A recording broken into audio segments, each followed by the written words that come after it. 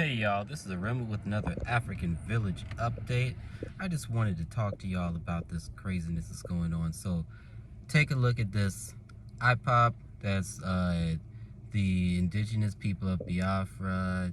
They're not who they say they are. They don't really represent them, folks. They are a terrorist organization. I just wanted to, quickly react to the fact that we had several killings too in the southeast. The sit-at-home order by the indigenous people of Biafra were an unknown gunmen.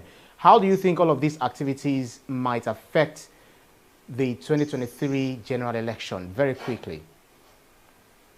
We have to rein in the boys who are killing people for fun in the southeast. We have to find a way to put an end to the madness that is going on there. You can't say people should sit at home when IPOB, that instituted the sit-at-home order. Other undesirable elements have taken over. And now a lot of our friends can hardly even go to the southeast. Some of them are in Abuja, because they don't want to die. They are targeting politicians.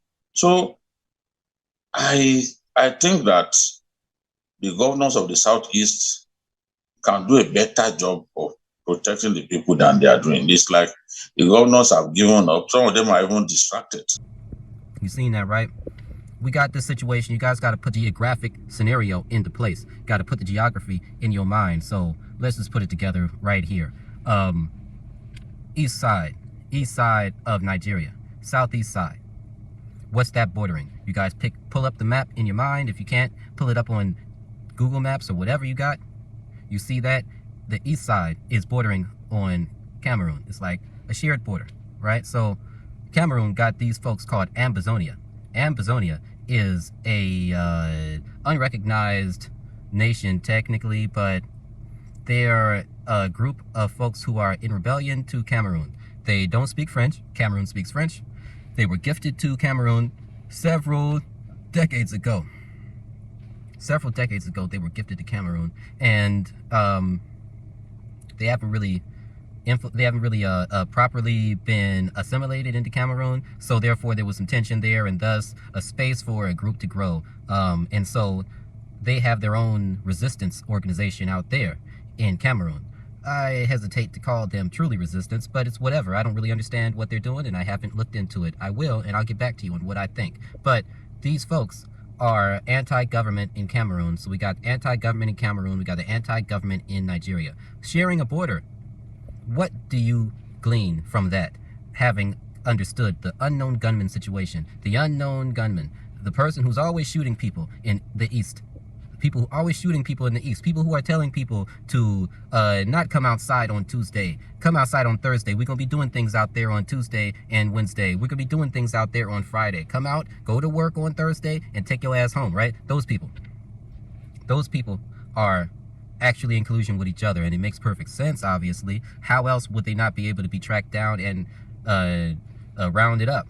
So we got a strange situation on the border. Let me let you listen to this guy tell you a little more about it. They are not facing real governance, and the armed forces have to strengthen their hands in these areas. I'm happy with all the arrests that have been made lately, but it has to continue. It has to continue if we are to keep that area safe. So we got these people on the border of Nigeria on the east. We got Cameroon would say, these people on the border to Cameroon to the west. Anti-government, recognized globally as terrorist organizations. They are working together, man. They're working together to destabilize the region, to try to break down these colonial borders. And, usually I would be excited about that. Colonial borders are a bad thing. But Nigeria is no longer a colonial border. It's now a border that the peoples of Nigeria have decided they're going to try to make work. And it makes them stronger if they work together. They are possibly a cohesive unit. We got cattle, we got land, and we got business. So cattle, land, and business, that's the Hausa, the Yoruba, and the Igbo. Hausa got the cattle, Yoruba got the land and the smarts, and the Igbo got the business sense and the cunning. So that's supposed to work. That's supposed to work and be a functioning mission. There's no reason why it shouldn't work. There has been a successful collaboration. When all this tragedy went down in the East, when the East failed itself by starting the Biafra War and failing to honor its agreement with its potential allies, the Yoruba in the Southwest. And so, because they reneged, the Yoruba said, we can't help you, and just decided to step back. Can't help you. You put me in front of the bullet to be your bulletproof vest. That's not my job. Okay, so that happened. Well, now that that's already happened, and the Yorubas refused to be somebody's bulletproof vest, the Igbos took the brunt of that in the Biafra War, the last civil war that Nigeria had. And now we're looking at the rebuilding process. It's been a minute while we've been trying to get this thing done. IPOB is dragging their freaking feet. They're not trying to do nothing for nobody. I think the reason why they're not trying to do nothing for nobody is they're trying to make the situation worse so that people can stop believing in a possible unity between the people of the Yoruba nations, the people of the Igbo nations, and the people of the Fulani nations. The Fulani are all over the place, okay? Just like the Yoruba are. The Igbos aren't really all over the place. They just spread out after their main homeland failed. So the Yorubas and the Fulanis have lands, ancestral lands that have been spread across the nations. The Igbos are just in one place and they just send people out. So that's different. The Yorubas and the Fulanis share their lands with their people and with other peoples. You're able to buy land and own land and be a functioning, fully fledged citizen of those lands where there's Yoruba and Fulani. But, however, in the Igbo areas, you are not. You're not able to own land properly. You're not able to do business properly. You're just able to come there as a customer and get the fuck. So that's not something that is equitable. We're looking at a pretty much similar to the way that the Israeli scenario is working, where people are able to come there and spend money, but they got to go, or they got to just remain a consumer. No producer, no nothing. Just be a consumer. Be third class citizen. So that's not okay. We got to change that. We got to open up the East for business. We got to prevent these terrorists from destroying everything the people in the East who are willing to work with other people have been trying to build. Every time they try to do something, these terrorists destroy it. They're not attacking Nigeria. They're not attacking Yoruba. They are attacking their own. They kill their own. And that's a problem. So Nigeria is trying to make a move about that. Listen to this guy talk about it. It's interesting, but let me know what you think needs to be done, because I don't know if they're doing enough, but maybe they might be. Well, let's begin with insecurity. Whereas Nigeria appears set to defeat the Boko Haram terrorists, it seems it has another one to contend with. The 2023 Global Terrorism Index has listed the proscribed indigenous people of Biafra, IPOB, among the 20 deadliest terror groups in the world. Rajide, let's begin with you on this. What's your assessment on what just been reported? How do you see this? How does this affect Nigeria as a polity? Let's start with that. Yeah, we have to admit that even out of negativity, positivity sometimes spring forth. This Global Terrorism Index report shows clearly that terrorism is on the decline in our country, and that is something to be happy about. You know that the Northeast was the epicenter of terrorism in our country, Boko Haram's brand of terror, with the military making tremendous gains, making real progress, with more and more Boko Haram fighters coming out of their camps to surrender to the armed forces. It is normal for people to expect that the rate of terrorist activities will go down. And this is what the GTI is reflecting. It has gone down in our country. But at the same time, we are seeing IPOB moving, becoming more and more dangerous. Nigeria is now ranked number 8 in the world. We were ranked number 6 in the world last year. For years, we were number 3. Boko Haram, based on Boko Haram activity. So if we are now ranked number 8 in the world, after having occupied the 3rd position for years, it means that real progress is being made. And no one can hide it. As I always say, look, when I criticize the military, people will say, they will call me names. Sometimes paid agents will be abusing me. But today, if there's nothing to report, will you go and say that Boko Haram attacked an army base? So we have to just tell ourselves that truth is the best. We are seeing progress. No one can hide it. No one can hide it. The truth is, in the Northwest, what we are facing largely in the Northwest is banditry. To them, banditry is not really terror. Yes, we have designated those guys as terrorists, but in terms of their modus operandi, what they set out to achieve, it fits into the definition of banditry and not terrorism.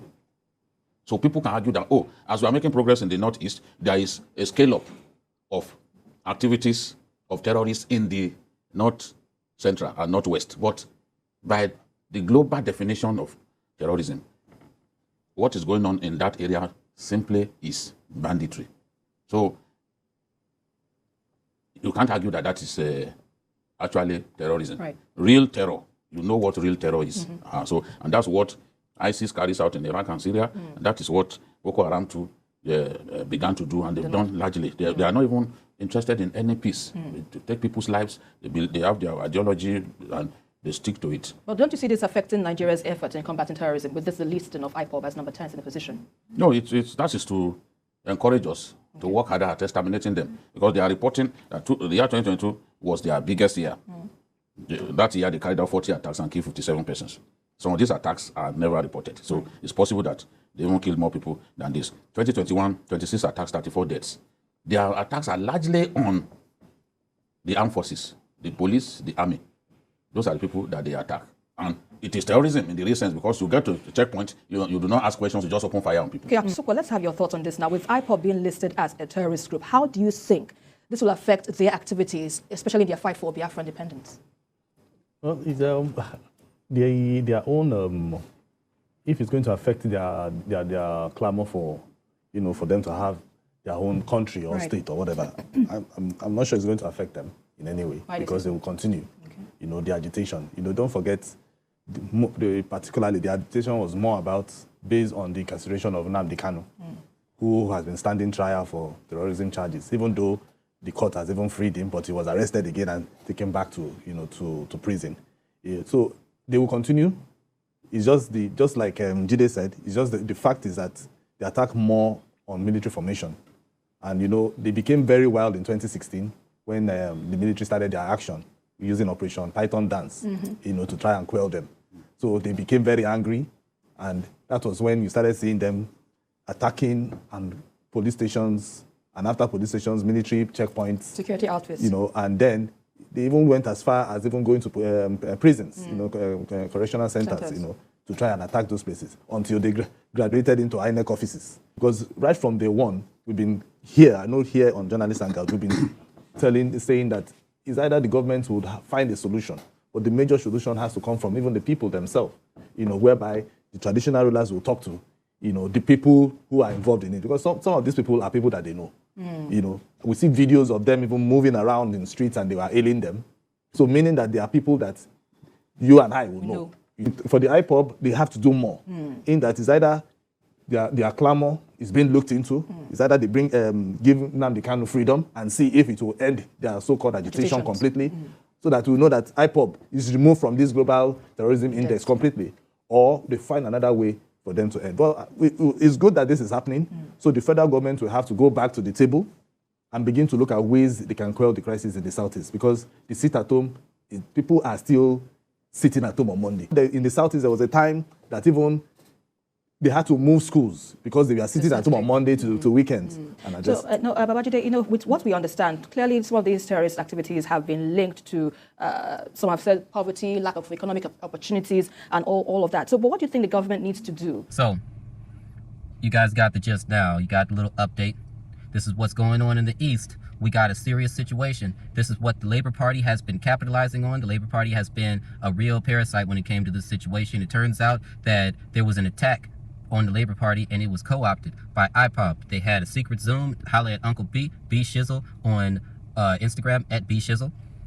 He's been really exposing a lot of things that have been going on over the past 2 years regarding this Peter obedient Labour Party movement that was allegedly supposed to be for the youth, but there's no youth that have been empowered yet by this movement. So I want everybody to pay attention and be aware of what's going on. Make sure you collaborate with your brothers and sisters to build things. Don't collaborate with your brothers and sisters to spread propaganda. Propaganda is useless. Propaganda is useless just like talking is useless without works. So let's get out there and pray with our feet, yo. Let's pray with our feet. And as always, I give you peace. Ifabewa.